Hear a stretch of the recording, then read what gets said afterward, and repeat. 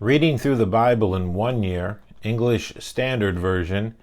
Today, Day 12, Genesis chapters 30 and 31, and the Gospel of Mark, the 12th chapter. Genesis chapters 30 and 31. When Rachel saw that she bore Jacob no children, she envied her sister. She said to Jacob, "Give me children, or I shall die." Jacob's anger was kindled against Rachel, and he said, "Am I in the place of God, who has withheld from you the fruit of the womb?" And she said, "Here is my servant, Bilhah.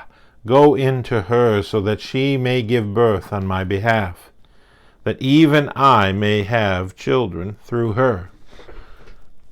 So she gave him her servant, Bilhah, as a wife, and Jacob went in to her.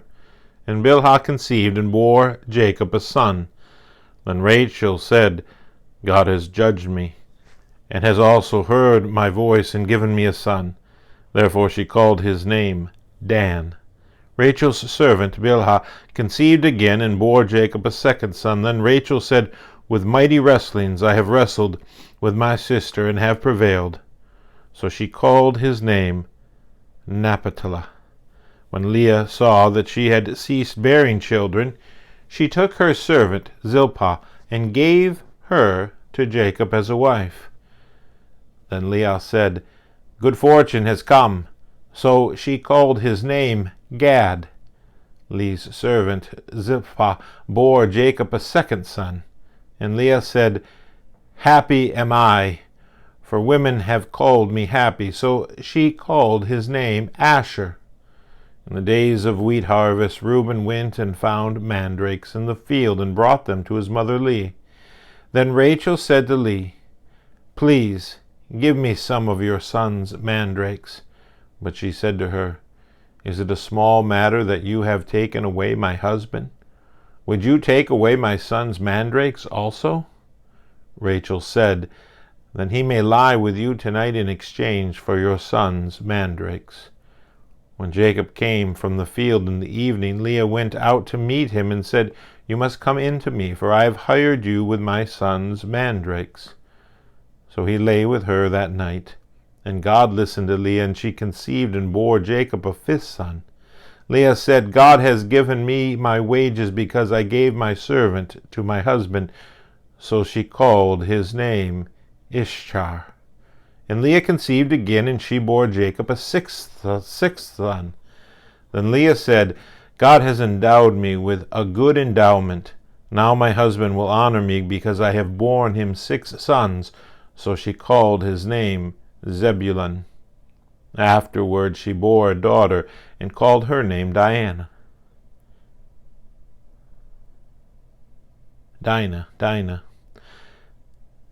Then God remembered Rachel, and God listened to her and opened her womb. She conceived and bore a son and said, "God has taken away my reproach." And she called his name Joseph, saying, "May the Lord add to me another son." As soon as Rachel had borne Joseph, Jacob said to Laban, "Send me away, that I may go to my own home and country. Give me my wives and my children, for whom I have served you, that I may go, for you know the service that I have given you." But Laban said to him, "If I have found favor in your sight, I have learned by divination that the Lord has blessed me because of you. Name your wages, and I will give it." Jacob said to him, "You yourselves know how I have served you, and how your livestock has fared with me. For you had little before I came, and it has increased abundantly, and the Lord has blessed you wherever I turned. But now when shall I provide for my own household also?" He said, "What shall I give you?" Jacob said, "You shall not give me anything. If you will do this for me, I will again pasture your flock and keep it. Let me pass through all your flock today, removing from it every speckled and spotted sheep, and every black lamb, and the spotted and the speckled among the goats, and they shall be my wages. So my honesty will answer for me later, when you come to look into my wages with you. Every one that is not speckled and spotted among the goats and black among the lambs, if found with me, shall be counted stolen. Laban said, Good, let it be as you have said. But that day Laban removed the male goats that were striped and spotted, and all the female goats that were speckled and spotted, every one that had white on it, and every lamb that was black, and put them in charge, and put them in the charge of his sons. And he set a distance of 3 days' journey between himself and Jacob pastured the rest of Laban's flock. Then Jacob took fresh sticks of poplar and almond and plane trees, and peeled white streaks in them, exposing the white of the sticks. He set the sticks that he had peeled in front of the flocks in the troughs, that is, the watering places where the flocks came to drink. And since they bred when they came to drink, the flocks bred in front of the sticks, and so the flocks brought forth striped, speckled, and spotted. And Jacob separated the lambs, and set the faces of the flocks toward the striped and all the black in the flock of Laban. He put his own droves apart, and did not put them with Laban's flock. Whenever the stronger of the flock were breeding, Jacob would lay the sticks in the troughs before the eyes of the flock, that they might breed among the sticks. But for the feebler of the flock he would not lay them there. So the feebler would be Laban's, and the stronger's Jacob. Thus the man increased greatly, and had large flocks, female servants, and male servants, and camels, and donkeys. Now Jacob heard that the sons of Laban were saying, Jacob has taken all that was our father's, and from what was our father's he has gained all this wealth. And Jacob saw that Laban did not regard him with favor as before. Then the Lord said to Jacob, Return to the land of your fathers and to your kindred, and I will be with you. So Jacob sent and called Rachel and Leah into the field where his flock was, and said to them, I see that your father does not regard me with favor as he did before, but the God of my father has been with me. You know that I have served your father with all my strength. Yet your father has cheated me and changed my wages 10 times. But God did not permit him to harm me. If he said, The spotted shall be your wages, then all the flock bore spotted. And if he said, The striped shall be your wages, then the flock bore striped. Thus God has taken away the livestock of your father and given them to me. In the breeding season of the flock I lifted up my eyes and saw in a dream that the goats that mated with the flock were striped, spotted, and mottled. Then the angel of God said to me in the dream, Jacob. And I said, Here I am. And he said, Lift up your eyes and see, all the goats that mate with the flock are striped, spotted, and molted, for I have seen all that Laban is doing to you. I am the God of Bethel, where you anointed a pillar and made a vow to me. Now arise, go out from this land, and return to the land of your kindred. Then Rachel and Leah answered and said to him, Is there any portion or inheritance left to us in our father's house? Are we not regarded by him as foreigners? For he has sold us, and he has indeed devoured our money. All the wealth that God has taken away from our father belongs to us and to our children. Now then, whatever God has said to you, do. So Jacob arose and set his sons and his wives on camels. He drove away all of his livestock, all his property that he had gained, the livestock in his possessions that he had acquired in Paddan-aram, to go to the land of Canaan to his father Isaac. Laban had gone to shear his sheep, and Rachel stole her father's household gods. And Jacob tricked Laban to the Aramean by not telling him that he intended to flee. He fled with all that he had, and arose and crossed the Euphrates, and set his face toward the hill country of Gilead. When it was told Laban on the 3rd day that Jacob had fled, he took his kinsmen with him, and pursued him for 7 days, and followed close after him into the hill country of Gilead. But God came to Laban in the Aramean in a dream by night, and said to him, Be careful not to say anything to Jacob, either good or bad. And Laban overtook Jacob.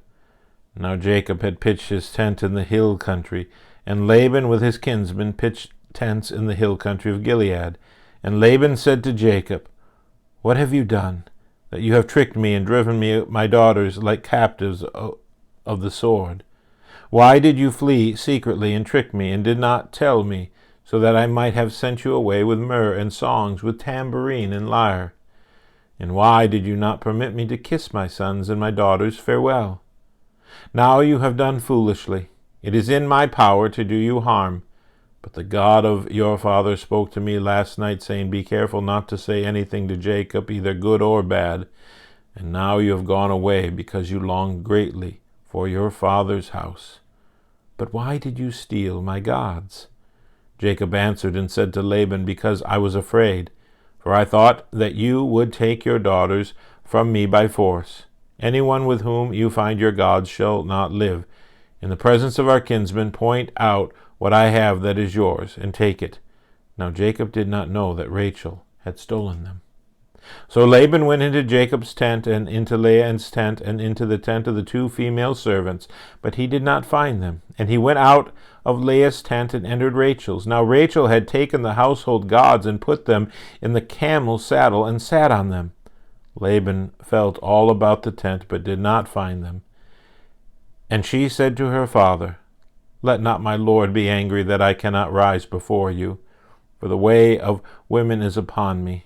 Of woman is upon me. So he searched, but did not find the household gods.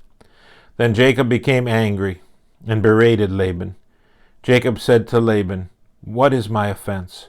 What is my sin that you have hotly pursued me? For you have felt through all my goods. What have you found of all your household goods?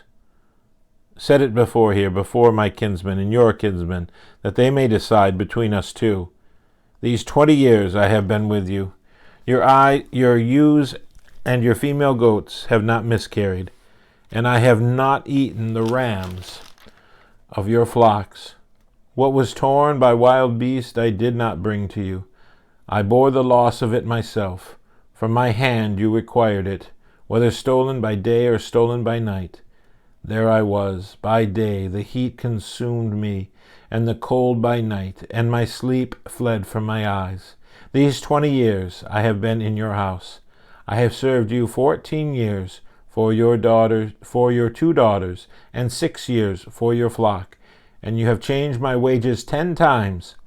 If the God of my father, the God of Abraham, and the fear of Isaac had not been on my side, surely now you would have sent me away empty-handed. God saw my affliction and the labor of my hands, and rebuked you last night.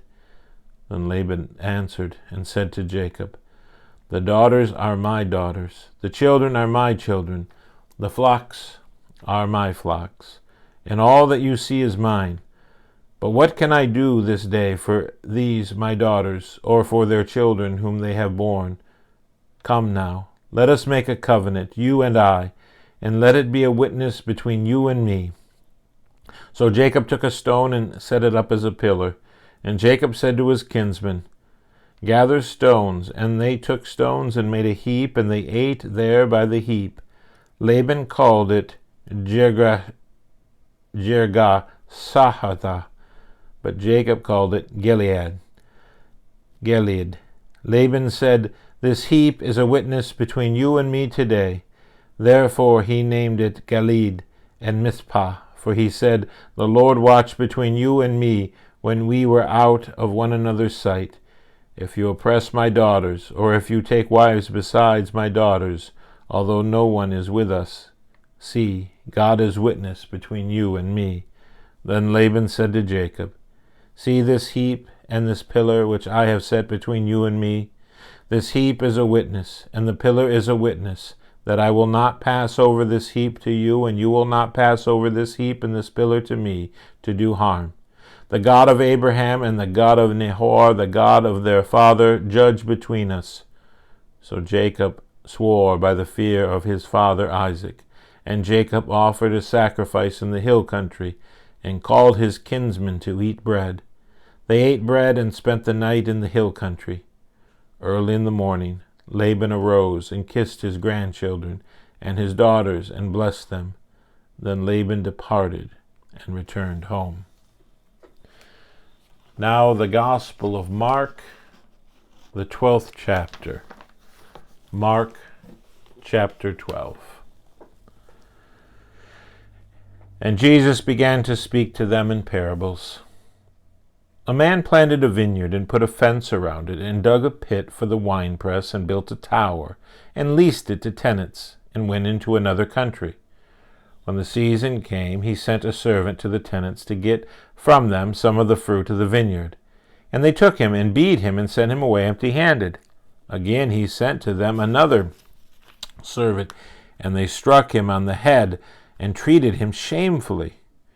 And he sent another, and him they killed. And so with many others, some they beat and some they killed. He had still one other, a beloved son. Finally he sent him to them, saying, "They will respect my son." But those tenants said to one another, "This is the heir. Come, let us kill him, and the inheritance will be ours." And they took him and killed him and threw him out of the vineyard. What will the owner of the vineyard do? He will come and destroy the tenants and give the vineyard to others. Have you not read this scripture? The stone that the builders rejected has become the cornerstone. This was the Lord's doing, and it is marvelous in our eyes. And they were seeking to arrest him, but feared the people, for they perceived that he had told the parable against them. So they left him and went away. And they sent to him some of the Pharisees and some of the Herodians to trap him in his talk. And they came and they said to him, "Teacher, we know that you are true, and do not care about anyone's opinion, for you are not swayed by appearances, but truly teach the way of God. Is it lawful to pay taxes to Caesar or not? Should we pay them, or should we not?" But knowing their hypocrisy, he said to them, "Why put me to the test?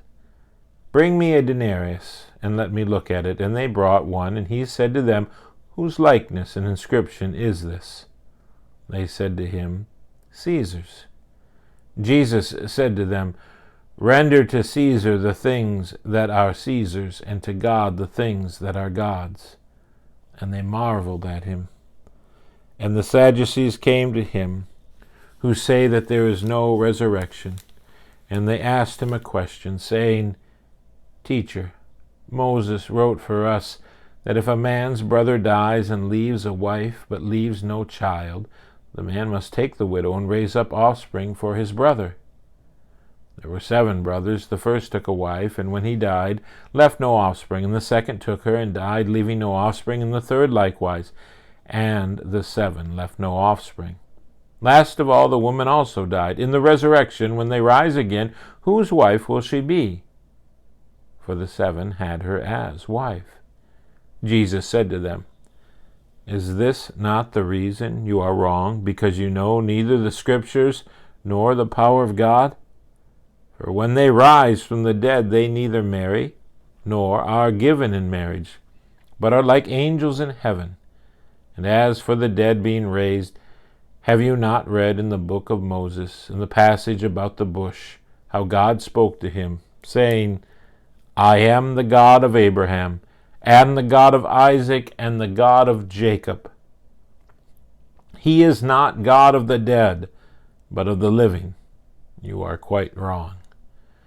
And one of the scribes came up and heard them disputing with one another, and seeing that he answered them well, asked him, "Which commandment is the most important of all?"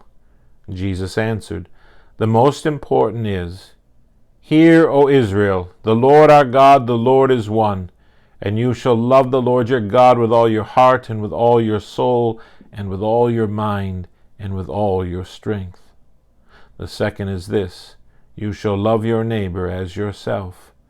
There is no other commandment greater than these." And the scribe said to him, "You are right, teacher. You have truly said that he is one, and there is no other besides him. And to love him with all the heart, and with all the understanding, and with all the strength, and to love one's neighbor as oneself, is much more than all the burnt offerings and sacrifices. And when Jesus saw that he answered wisely, he said to him, "You are not far from the kingdom of God." And after that no one dared to ask him any more questions. Whose son is the Christ? And as Jesus taught in the temple, he said, "How can the scribes say that the Christ is the son of David? David himself, in the Holy Spirit, declared, 'The Lord said to my Lord, sit at my right hand until I put your enemies under your feet.' David himself calls him Lord. So how is he his son?" And the great throng heard him gladly. And in his teaching, Jesus said, "Beware of the scribes who like to walk around in long robes and like greetings in the marketplaces, and have the best seats in the synagogues and the places of honor at feast, who devour widows' houses and for pretense make long prayers. They will receive the greater condemnation."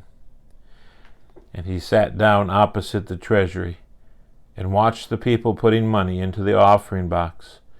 Many rich people put in large sums, and a poor widow came and put in 2 small copper coins, which makes a penny. And he called his disciples to him, and he said to them, "Truly, truly, I say to you, this poor widow has put in more than all those who are contributing to the offering box. For they all contributed out of their abundance, but she, out of her poverty, has put in everything she had, all she had to live on." Conclusion of Day 12, reading through the entire Bible in 1 year. Today we read Genesis chapters 30 and 31, and the Gospel of Mark chapter 12.